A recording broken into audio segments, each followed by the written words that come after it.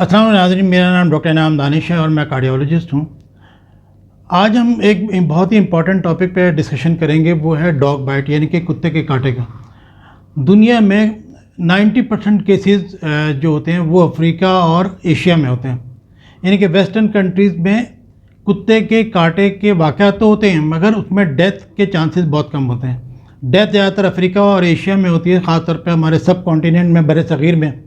India में तकरीबन साल में 20,000 के करीब लोग कुत्ते के कांटे की वजह से इंतकाल कर जाते हैं और पाकिस्तान में ये तादाद तकरीबन 2 से 5,000 के करीब है कि जिसमें ये डेथ होती है रेबीज़ की वजह से, कि पागल कुत्ते की वजह से वो रेबीज़, उसमें वायरस होता है, उसकी वजह से डेथ होती है।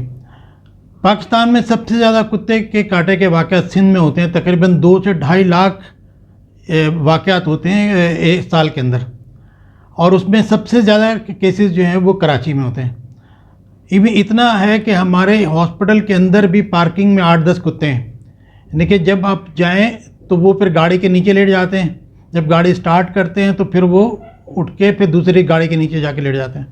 तो हमारे यहाँ पता नहीं क्यों, न जाने क्यों कि ट्रेंड नहीं है कुत्तों को मारने का या इनसे जान छुड़ाने का। ये हम बाद में एंड में डिस्कस करेंगे। अभी मैं आपको ये बता दूँ कि जब ये कुत्ता काटता है तो ये बेसिकली इसके जो थूक है, जो रैबिट कुत्ता होता है जिसमें वायरस इन्फेक्शन कर चुका होता है, सारे कुत्ते इन्फेक्टेड नहीं होते हैं। तो कुछ कुत्ते हैं ऐसे डॉग जो पागल होते हैं वायरस की वजह से, जिसको रेबीज़ कहते हैं, रेबीज़ वायरस। तो ये थूक में होता है, सलाइवा के अंदर। जब कुत्ता काटता है या उस नाखून मारता है तो उस जगह पे स्क्रैच पड़ जाते हैं, हमारी बॉडी के अंदर कोई ज़ख्म बन जाता है, स्क्रैच पड़ जाता है। अगर उस जगह पे कुत्ता का मुँह लग जाए, सलाइवा जिसको कहते हैं, थूक लग जाए, ये सलाइवा कहते हैं, तो वो अगर लग जाए तो उससे बॉडी में इन्फेक्शन होने का ख़तरा होता है। आम तौर पे 3 से 7 हफ्ते लगते हैं इसके अंदर, इंक्यूबेशन पीरियड जो है ना, यानी कि जब कुत्ता काटता है उसे 3 से 7 हफ्ते के दौरान ये अलामात ज़ाहिर होती हैं, और कभी ये अलामात जल्दी भी ज़ाहिर हो जाती हैं, 10 दिन के अंदर अंदर भी अलामात ज़ाहिर हो जाती हैं। ये डिपेंड ये करता है कि जिस जगह काटा है कुत्ते ने वो हमारे दिमाग से कितना दूर है, यानी कि हाथ और पाँव जो हैं दिमाग से ज़रा दूर होते हैं, लेकिन अगर चेहरा है, चेहरा जो है वो ब्रेन के बहुत करीब है, तो जिनके चेहरे पे अगर काटते हैं तो जल्दी उसके सिम्टम आ जाते हैं रेबीज़ के। तो ये तो एक जनरल सर्विस है। अब ये है कि अगर कुत्ता काट लेता है तो फिर क्या किया जाए, डिपेंड करता है कि कितनी इंजरी हुई है। अगर छोटा मोटा ज़ख्म है तो ज़ाहिर है कि घर के ऊपर भी थोड़ा बहुत ट्रीटमेंट कर सकते हैं, फिर उसके बाद डॉक्टर को दिखाना ज़रूरी है। देखिए, हम वेस्टर्न तो वो कहते हैं कि कुत्ता पेट था या आवारा कुत्ता था, हमारे यहाँ तो पेट तो नहीं, सारे आवारा कुत्ते ही होते हैं। तो इसलिए हर कुत्ते को रैबिट समझें और पूरा ट्रीटमेंट करें, कि हर कुत्ते को ये समझें कि ये पागल कुत्ता है जिसने काटा है, और उसका प्रॉपर पूरा ट्रीटमेंट होना चाहिए। इसके ज़ख्म के मुतालिक बड़ी इंपॉर्टेंट चीज़ें हैं कि आम तौर पे जब ये कुत्ता काटता है तो इसको अच्छी तरह पानी से और साबुन से धोएं। धोने के बाद किसी भी साफ़ कपड़े से इसको थोड़ा सा ड्राई कर लें। अगर ऊजिंग हो रही है, ब्लड आ रहा है तो ड्राई कर लें। फिर उसके बाद डॉक्टर के पास जाएं, डॉक्टर इसको पूरी तरह एग्जामिन करते हैं। अगर ज़रूरत हो तो साथ में लोकल एनेस्थीसिया दे देते हैं ताकि पेन ना हो उसको, ज़ख्म को देखने के लिए। उसमें देखते हैं कि स्किन कितनी डैमेज हुई है, जिल्द और उसके नीचे पट्टे होते हैं, टेंडन हैं जिनसे हमारे हाथ पाँव मूव करते हैं, तो वो डैमेज तो नहीं हुए हैं, बोन तो डैमेज नहीं हुई है। तो ये डॉक्टर पूरा एग्जामिन करते हैं। उसको एग्जामिन करने के बाद एक सिरिंज में सलाइन लेके, नॉर्मल सलाइन जो होता है, नमक का पानी होता है, तो उससे अच्छी तरह उसको वॉश करते हैं प्रेशर के साथ जो है, ताकि जितना भी उसके अंदर अगर सलाइवा है या कोई फॉरेन बॉडीज़ हैं वो सारी निकल जाएँ। तो ये डॉक्टर जो है अच्छी तरह उसको इरिगेट कहते हैं, कि इरिगेट करते हैं। कभी ये भी होता है कि पायोडीन पानी में डाल के उससे भी इरिगेट करते हैं, और फिर उसके बाद जो है स्टरलाइज गॉज के साथ उसको पैक कर देते हैं। अमूमन जो इम्पॉर्टेंट चीज़ ये है कि कुत्ते के कांटे का जो ज़ख्म होता है उसको स्टिच नहीं करते, उसको टाँके नहीं लगाते हैं, क्योंकि बंद ज़ख्म के अंदर इन्फेक्शन फैलने का जो है वो ख़तरा ज़्यादा होता है। तो अमूमन इसको ऐसे ही छोड़ दिया जाता है। अब जो जगह हैं, यानी कि जैसे हाथ या पाँव हैं, वहाँ पे तो आप ज़ख्म को ऐसे छोड़ दें, वो भरना शुरू होगा, बाद में फिर प्लास्टिक सर्जरी कर सकते हैं, ये कर सकते हैं, वो कर। लेकिन अगर चेहरे पे है तो वहाँ पे अगर आप छोड़ देंगे तो वहाँ पे जो है वो स्कार बनने के चांसेस बहुत ज़्यादा होते हैं। तो इसलिए अमूमन चेहरे के जो ज़ख्म होते हैं उनको स्यूचर कर दिया जाता है, ज़ख्मों को टाँके लगा दिए जाते हैं चेहरे पे, लेकिन हाथ और पाँव के ज़ख्म को जो है वो पायोडीन डाल के बस उसी से ड्रेसिंग करते हैं, और साथ में ये डेली तकरीबन इसकी वो ड्रेसिंग करते हैं। कभी कभार सर्जरी की भी ज़रूरत पड़ जाती है कि डिब्राइटमेंट कहते हैं कि जो एरिया स्किन का या मसल्स का डेड हो गया उसको निकालना पड़ता है। तो ये ख़ास इम्पॉर्टेंट बात है, क्वेश्चन जो लोग पूछते हैं कि कुत्ते के कांटे के ज़ख्म को स्यूचर करना चाहिए कि नहीं। हाँ, अगर कहीं से ब्लीडिंग हो रही है तो ज़ाहिर है जो ब्लीडर है उसको तो आपको पकड़ के बंद करना है ताकि ब्लीडिंग ना हो, लेकिन अमूमन जो है चेहरे के अलावा बॉडी में कहीं पे स्यूचर नहीं करते हैं इसको। अब ये कि जो ही आप डॉक्टर के पास जाते हैं तो डॉक्टर 3 काम करते हैं कि इसमें 3 तरह के इन्फेक्शन होने का ख़तरा होता है। एक तो टेटनस, दूसरा बैक्टीरियल इन्फेक्शन, और तीसरा रेबीज़। तो टेटनस के लिए तो सबसे पहले टेटनस के इंजेक्शन लगाए जाते हैं, ये तो तकरीबन सबको लग जाता है। उसके बाद इन्फेक्शन के लिए प्रोफाइलैक्टिक एंटीबायोटिक देते हैं, यानी कि एंटीबायोटिक ज़्यादातर डॉग बाइट की वजह से इन्फेक्शन हो ही जाता है, तो इसलिए स्टेफिलोकोकस, स्टेप्टोकोकस वगैरह को कवर करने, ग्राम पॉजिटिव कवर के लिए अमूमन जो है या तो ऑगमेंटिन देते हैं या सिप्रोफ्लॉक्सासिन के साथ क्लिंडामाइसिन देते हैं। तो वूंड जो ज़ख़म है उसको देखते रहते हैं कहीं उसके अंदर पस तो नहीं पड़ रही है, और साथ में जो है एंटीबायोटिक दे रहे होते हैं। तो ये अमूमन इन्फेक्शन को रोकने के लिए होता है। जो पेशेंट डायबिटिक होते हैं उनको बहुत ज़्यादा ख़तरा होता है इन्फेक्शन होने का, तो इसलिए उनको तो लाजमी एंटीबायोटिक दी जाती है। उसके बाद सेकंड चीज़ जो है वो अब आ गई रेबीज़।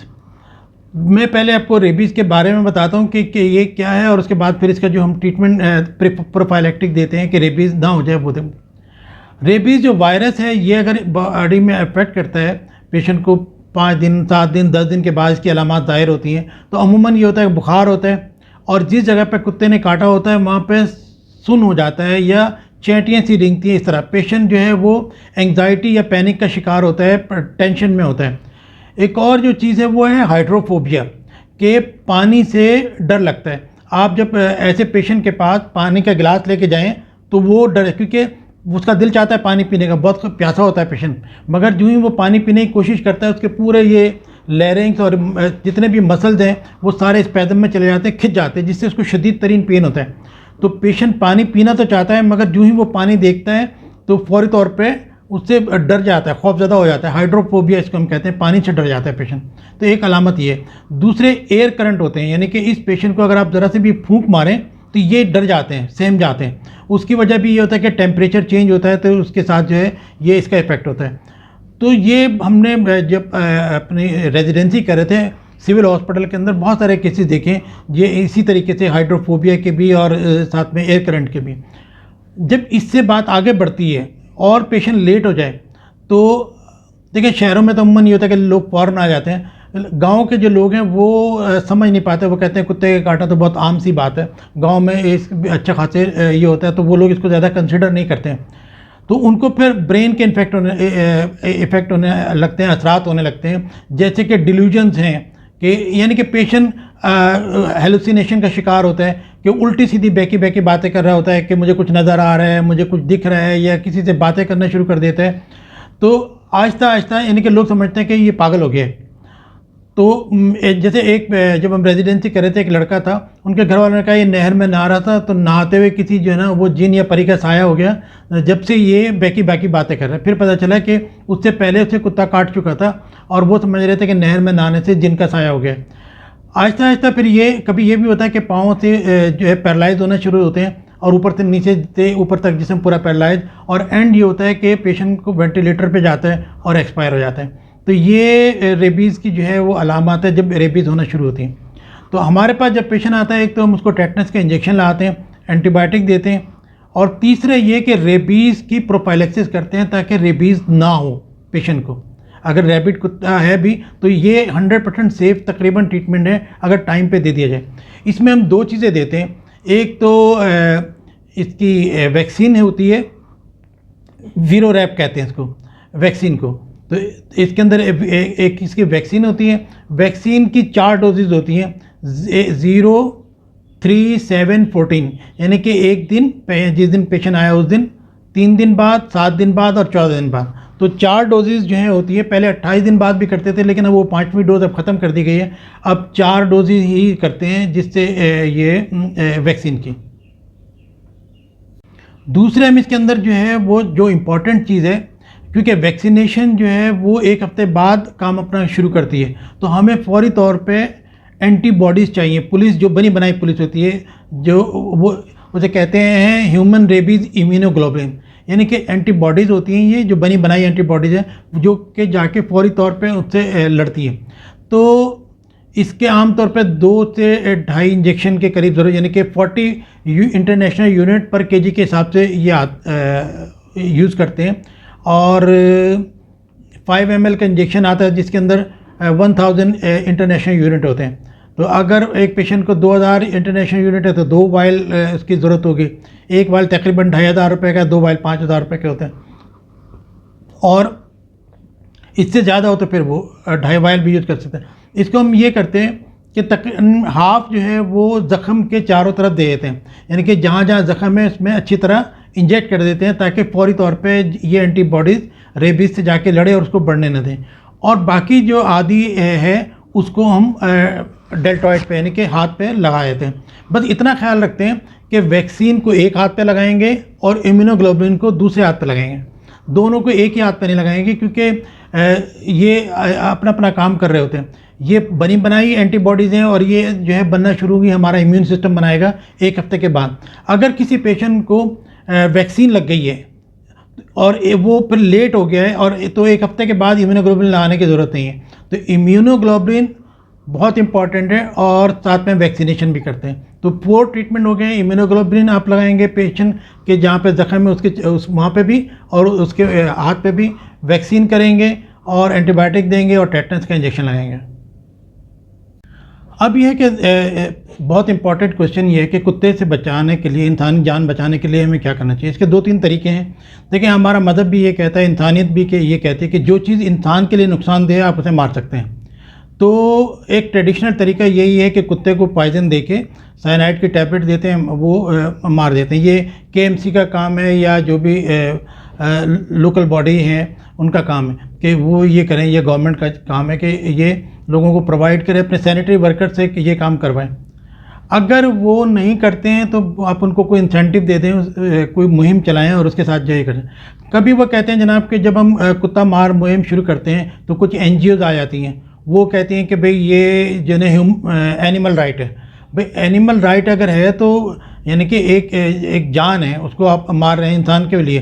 तो भाई कोरोना भी तो एक है ना जानदार, आप उसको मारते हैं, जरासीम को भी तो मारते हैं, आप जो है वो बिच्छू को भी तो मारते हैं और बहुत सारी चीज़ें मारते हैं। तो जब इंसान की जान बचानी है तो कुत्ते को मारना है। अगर फिर वो ये कहते हैं कि जी आप इनकी नसबंदी करा दें, यानी कि इंसानों के लिए तो ऑपरेशन का टाइम नहीं है, हमारे पास पैसे नहीं है, हम कुत्तों के ऑपरेशन कराएं नसबंदी करने के लिए कि बस इनके बच्चे ना हो, ये जितना काटना चाहे काट लें। ये बेतुकी सी लॉजिक है कि ये कुत्ते काट लें बस इनके और बच्चे ना हो। भाई सीधी सी बात है, या तो आप कुत्ते मारें या फिर आप उनको एक्सपोर्ट कर दें। दुनिया में कुछ मुल्क हैं जैसे ख़ासतौर पर चाइना है, वियतनाम है और स्विट्ज़रलैंड है, तो यहाँ पे जो है वो साउथ कोरिया है, तो यहाँ पे कुत्ते ऑफिशियली खाए जाते हैं। तो आप उनसे बात करें कि इनको आप एक्सपोर्ट कर दें, भाई बिला मुआवजा आप यहाँ से लेके चले जाएं, हमारी जान छुड़ाएं। तो अगर वो नहीं करते हैं तो फिर आप कुत्ते को जो है साइनाइड पॉइजनिंग करके उनको वो मार दें, जान छुड़ाएं। अमूमन जो है जो गवर्नमेंट स्ट्रेटजी अपनाती है वो ये करती है कि भाई लोगों को कुत्ते काटें, उसके बाद वो फिर हॉस्पिटल में आए, उनका ट्रीटमेंट हो, लेकिन उसके वो प्रॉपर ट्रीटमेंट भी अवेलेबल नहीं है। इम्यूनोग्लोबुलिन कहाँ पे अवेलेबल है? किसी गवर्नमेंट सेंटर पे नहीं, मैंने नहीं देखी है। वैक्सीन भी नहीं होती है, पेशेंट अपने तौर पर खुद ही लेके आ रहे होते हैं। आमतौर पर वैक्सीन 1000 रुपये की मिलती है और इम्यूनोग्लोबुलिन जो है वो 5-6 हज़ार रुपये की तकरीबन मिलती है। तो 10,000 रुपये का ये ट्रीटमेंट पेशेंट को खुद ही अफोर्ड करना पड़ता है। तो कहने का मकसद ये है, अवेयरनेस होनी चाहिए कि जो लोग ये प्रोग्राम देख रहे हैं वो गवर्नमेंट तक ये बात पहुंचाएं कि देखें इंसानियत की खातिर जो है वो इन आवारा कुत्तों को ख़त्म करें। दुनिया में कहीं पे भी नहीं है। आप तो इंग्लैंड से, अमेरिका से पढ़ के आए हैं, देख कर आए हैं, क्या वहाँ पे आवारा कुत्ते होते हैं? क्या वो वहाँ पे आवारा कुत्ते काटते हैं? वहाँ पे तो इससे डेथ भी नहीं होती है आवारा कुत्तों के, ना आवारा कुत्ते हैं ना उनके काटे से कोई डेथ होती है। तो हमारे यहाँ ये सारी मुसीबतें क्यों हैं?